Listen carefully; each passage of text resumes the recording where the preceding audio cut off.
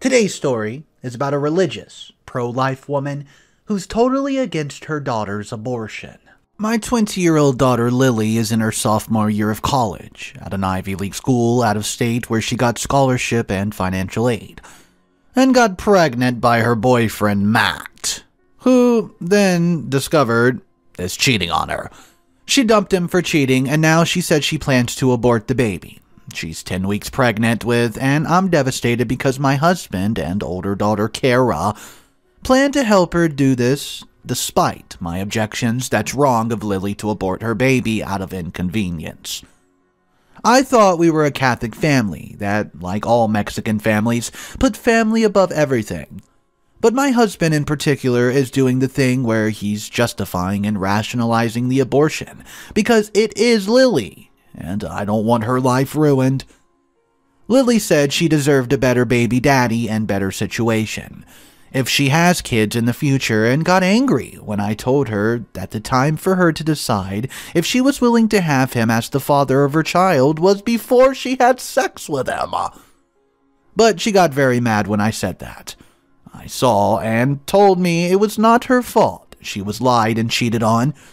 I don't disagree with that, but disliking that Matt is cheating is not justifiable reason to murder a child. My husband said having the baby will ruin Lily's life. I said this doesn't have to. I told Lily what we can do is have her transfer her to a nearby state college. I'll drop down to part-time work to help while she continues school. We'll raise this baby together. She told me no ducking way because I'm not going to Arizona State where ducking anyone can get in, instead of an Ivy League because there's a big difference in prestige. And I don't give up where I'm going. I told her that the actions have consequences, and Kara went off at me saying, I sound like a crazy forced birther. Lily said she doesn't want to raise the child, and then I told her that she needs to take responsibility for having sex. She rolled her eyes at me, told me to join us in 2022, where people don't have to be moms until they want to, and I don't want to right now. I'm only 20. Lily wants to go to an Ivy League school, law school, and then move to New York City, and quote, a baby would totally duck that up. I offered to totally adopt the baby and raise it for her.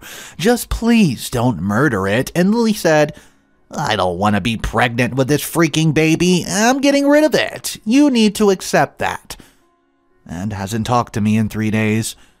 This is driving a huge wedge between me and my husband and I, Kara and I, and Lily and I, and I'm at a loss what to do. Please pray for my family. I also don't know if I can stay in the marriage. If my husband follows through with this promise to drive Lily back to her college, take her to get the abortion and help her out for a few days while she recovers.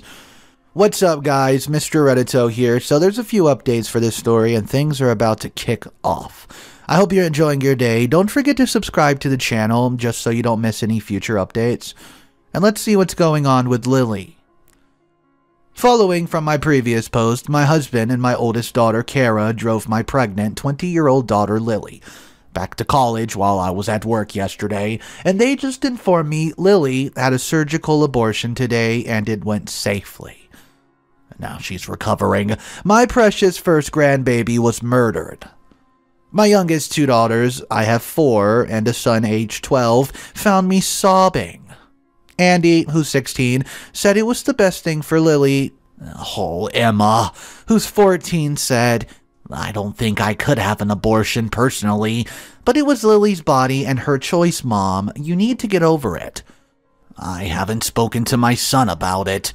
I'm so devastated that I basically have 4 daughters convinced by the world that it's okay to have consensual sex, and then murder the children they create, just so they can stay at a certain college, or because they don't want to, quote, get fat and covered in stretch marks. As Lily so horribly put it.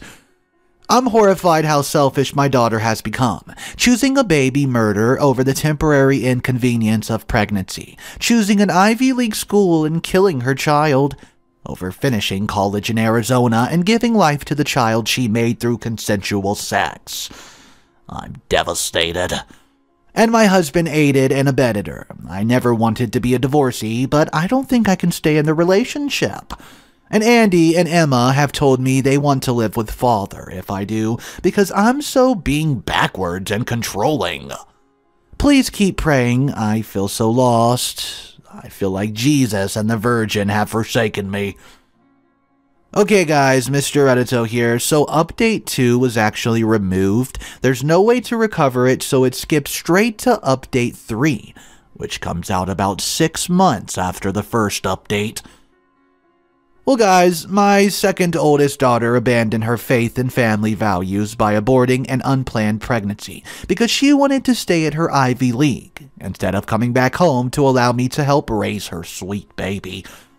She did not want to be tied to her cheating ex-boyfriend, even though the decision they made to have sex was consensual.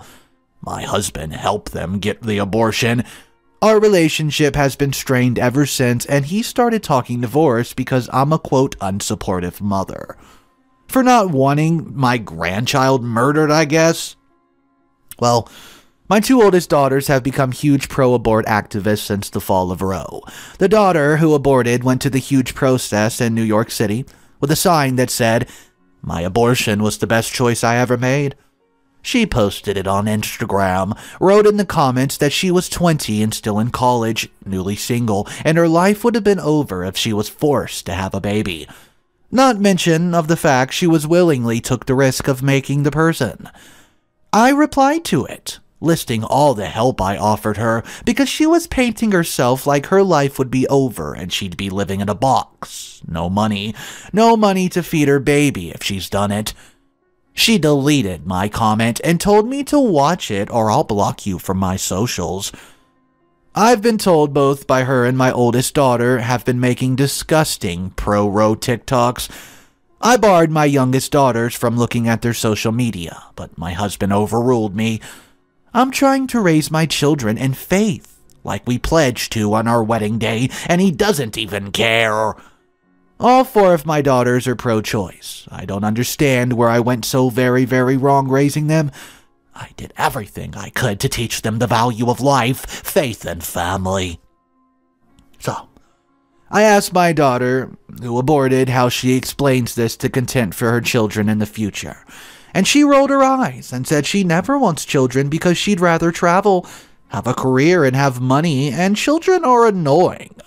She doesn't want to end up like me, which broke my heart because I've dedicated my life to being a good Catholic mother and doing the right things, and my children are all abandoning over family issues. Update number 4. 1 month later.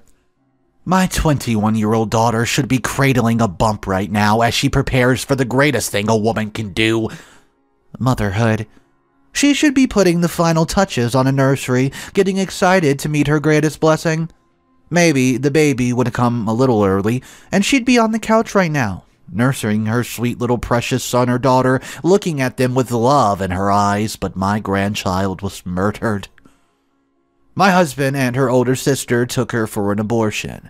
I offered that she could move back home and we'd raise the child together. She refused. She wanted to stay at her Ivy League college and did not want to be a mother. So I offered to adopt the baby and raise my precious grandchild. She refused because she's so selfish. She didn't want to be pregnant and ruin her body. It breaks my heart how selfish she is. It's hard to look at her and her sister, who have become radical pro-abort activists. Their sisters are following in their footsteps, and I hate the way the world's turned against my family and faith. There's nothing good about society's new direction. I wonder so often if I've had a sweet granddaughter who'd have her own Quincy era one day, or whether I'd have a lovely little boy who liked football. I'd have made sure they knew the Lord, and I've done anything for them, the way you do for family, until my daughter forgot the faith in family and what life's all about. Please pray for my daughters that they see the errors in their ways. Please pray for my son, 13, who doesn't end up like his sisters and grows up to be a man of faith, who raises a godly family one day. Please pray for the souls of my grandchild. Please pray to end abortion and the murdering of our precious children. Final update 2 days later. My family's been ripped apart as they've abandoned our faith and values. My daughter, who we'll call Lily, became pregnant while studying at her university in the Northeast. She learned this while at home for holidays, having broke up with her boyfriend because he cheated on her. She decided to abort for selfish reasons, wanting to remain at her Ivy League school, not wanting superficial changes to her body, wanting to punish her ex and not thinking that he was good enough to father her child. When that decision is made already before having sex. Not wanting to transfer the local Arizona State University because she prefers Yale. Not wanting to give up moving to New York after graduation, of course, and frivolous things like travel. I'm devastated at my husband for supporting Lily's selfishness. One, our wedding day, we pledged to be people of faith and family, and he's broken that. My daughters are all pro-aborts, the oldest, too activist. My heart's breaking. I've prayed for the Lord to come call back their faith, and it's not happening. My daughter acts like a child would have ruined her life and not be her greatest blessing. The baby would have been due around now, and I cry thinking about how she should be cradling a bump, finishing up the nursery, Maven, even already her sweet son, daughter being there early. Instead, she thinks the most beautiful calling for a woman is ruining your life. I'm heartbroken. My grandchild was murdered in the womb. I'll love and miss them forever. Now my husband wants a divorce. I remind him we're Catholic and do not do that, but he wishes to proceed. I'm so lost, guys. Please pray for me. Alright guys, let's go ahead and talk about this by looking at some comments. One of them has a similar situation we'll look at first. My cousin was pressured into keeping a pregnancy that she didn't want by her mom. Mom said she'd take the baby and would fully cut her daughter off if she didn't go through with the pregnancy, but now constantly complains that Mom's barely in the baby's life.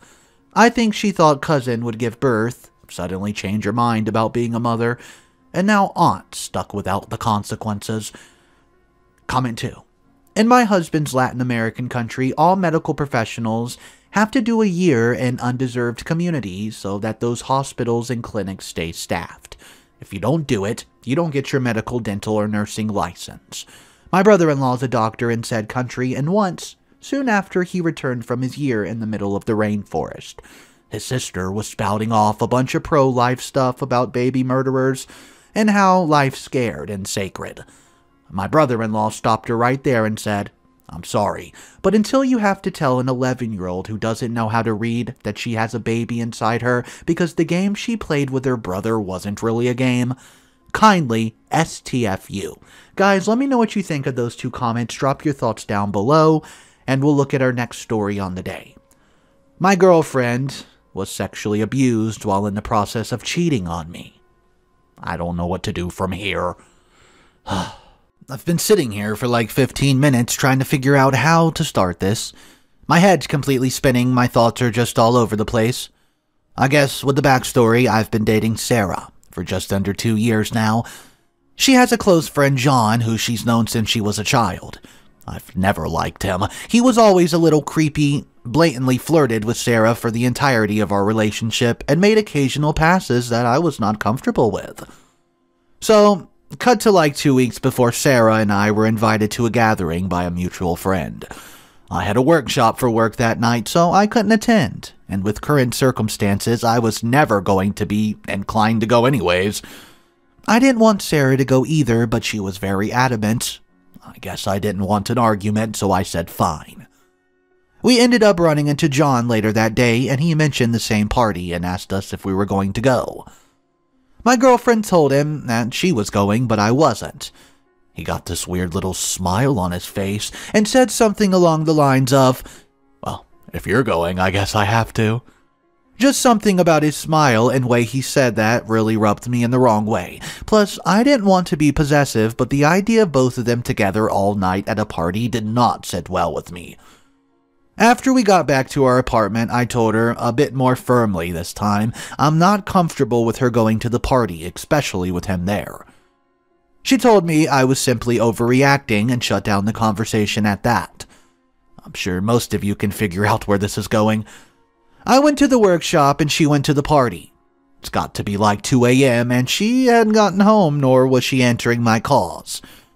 Naturally, I was incredibly worried, and about an hour later, one of her friends called me and told me she was found unconscious at the party and driven to the hospital. She was sexually abused by John. After spending 2 days, including the night at the hospital and talking with the police, I took her home.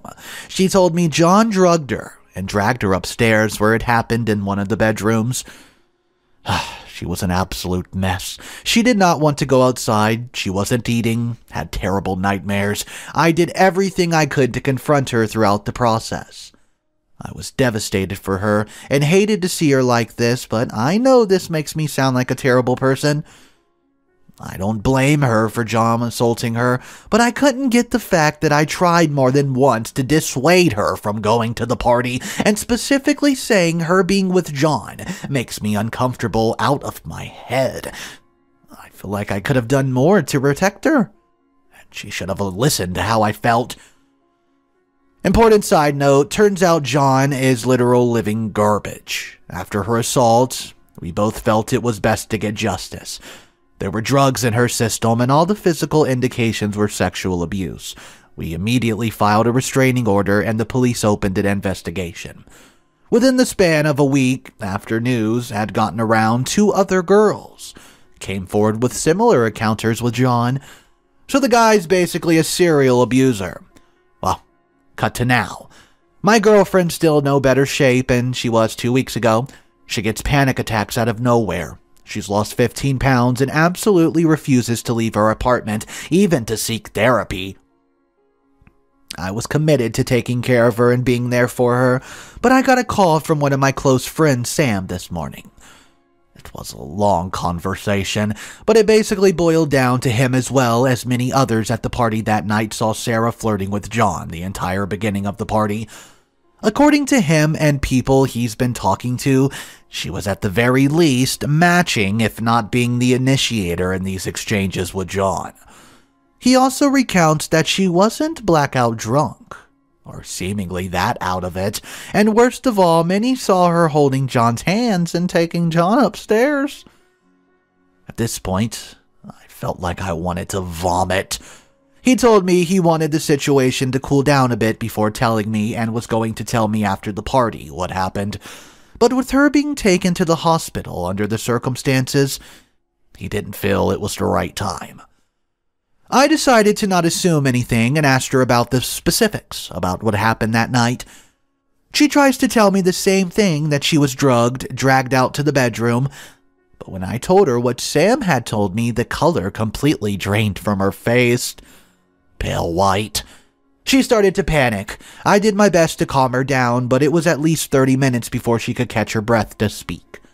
She was sobbing, but she was coherent enough to understand and basically confessed to cheating on me. She said she was drunk, hadn't been out for so long, and she wanted some adventure. She admitted she was the one who took John to the bedroom and wasn't dragged there against her will. She kept apologizing and saying it was a terrible mistake, and nothing else was a lie. He did rape her. I believe the last part, as far as I can understand now. It was when they were in the bedroom, fooling around, when he slipped something into her drink, or something like that, and forced himself on her. I don't know what to do anymore. She was abused, but to me, the everything before that was still her intending to cheat, and actively cheating on me. I'm devastated. I don't even want to look at her right now. I left the apartment, and currently I'm at Sam's house. I don't know what to do anymore. She's lost her job to COVID. I pay rent for the apartment where her name isn't on the lease, and groceries. She's become completely emotionally dependent on me in the past few weeks. If I did break up with her now, she would have nowhere to go, and as much as I resent her, I don't want something terrible happening to her. Please help, guys. I just don't know what to do. Well, guys, Mr. Reddito here, and this story is about to take a turn. There's an update coming up, and it came out just about a month after the original post. Let's check it out. Oh boy. I wish I could say things have gotten more clear in the past week, but honestly, it's been a total clusterfuck, and it's only gotten worse. I spent a few days at Sam's reaching out to friends trying to clear a picture of what happened that night before going back to talk to Sarah. I got told same story multiple times, that she was the one who started flirting with John and led him upstairs. I should say right now, in my first conversation with Sarah confronting her, she did not explicitly say she had intended to sleep with him that night. She just confirmed she took him upstairs. She was basically having a panic attack throughout the entire conversation, so I had a hard time pushing for clarity. So by this point in my heart, I was trying to find any excuse at all for her to save our relationship, but my mind was telling me this relationship was over, at least for the time being. But as many of you commented, despite my obviously grief in losing a 2-year relationship, I decided I'd be willing to let her stay in my apartment again, rent-free, at least until the end of October, to sort out her living arrangements and support. I called her about 3 days after staying at Sam's and told her, I'm willing to listen to her side of the story, but I need the complete truth about everything, and she agreed, so I went back to my apartment later that evening. We sat down, and I asked her about what really happened that night. She started crying right away, but not panicking, and told she had to tell me something about herself. Sarah's always been into the partying scene way before me, and much more than me. I've never really been comfortable around drugs and that environment in general, but I went with her anyways about once a month or so. Her, on the other hand, would have girls' nights out at these parties pretty much every weekend. Right at the beginning of our relationship, I told her I'm not really comfortable being with someone that's involved with hard drug use. My brother has a history of addiction, and I've seen what it can do to somebody and the people around them. She told me that's fine since she only drinks and smokes marijuana. Well, turns out for about a year now, she started doing harder drugs at parties when I'm not there, and her girls' nights were often just her and some of our social circle, John included, going to a friend's apartment to do mushrooms. I was shocked to say the least.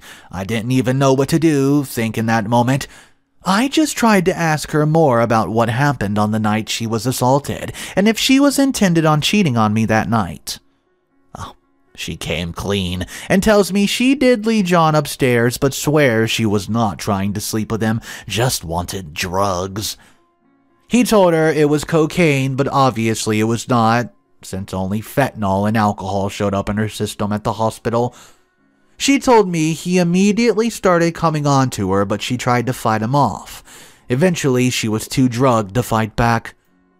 After consoling her for a while, I asked her what her relationship with John was really like before, and if they did anything together before what happened that night. She admitted they had a hot make-out session a few times before Christmas, but promised it did not go any further than that. She was begging me to forgive her, that she needs me in her life, etc., etc., that she was just a little rebellious phase because of her upbringing. I didn't know what to believe anymore, and still don't, to be honest. I just was completely overwhelmed by everything. So I told her I needed to clear my head and left again. Sam was nice enough to let me stay at the place again, and I talked to so many friends she said she was doing drugs with, and they confirmed. I was pretty upset at them for hiding it from me, but they told me she basically forced them to keep it a secret. It feels like so much of my relationship was a lie. She wasn't the person I thought she was. She lied constantly for who knows how long. At this point, my mind's basically made up, so I call her and told her it's over. But she can stay at the apartment till the end of October, but only if she finds a therapist and gets help during that time. Well, guys, she basically lost it during the call, but my mind was made up, so I just said I'd be staying at Sam's for a while. And I hung up the phone. I wish that was the last of this shit that's happened, but literally, a day after that, I started getting spammed with hate messages and calls from friends, relatives, and people I don't even know. Turns out she posted all over social media about how I was breaking up with her because she was abused and was kicking her out with nowhere to go in these COVID times. She also wrote that I've been emotionally abusing her after her assault, victim blaming her, and stopping her from getting a therapist. I'm completely lost. I'm furious and heartbroken. I can't even describe all the emotions I felt. I called her again that night and told her she has 2 weeks to move out now and I don't want to hear from her again. I had to spend the past week playing damage control, trying to clear my name in the air on social media, calling friends and family. I was ostracized by coworkers, though luckily my boss was on my side. I was getting doxxed. Death threats. My life basically fell apart. Sam, thank God, was completely understanding through all this and said I could stay at his place until Sarah moved out. She's moving out on Friday, but I don't want to go back to the apartment anymore. I've had to cut off friends, my reputation's now in the garbage. I lost the first and only person I've ever loved. I don't know anymore. I low-key want to die, but I'll find a therapist sooner or later. I just feel numb to everything. I don't even know if I'm right or wrong in this situation anymore. Well, I hope I haven't rambled on too much. I know this post is really long, but thank you really for anyone who showed support.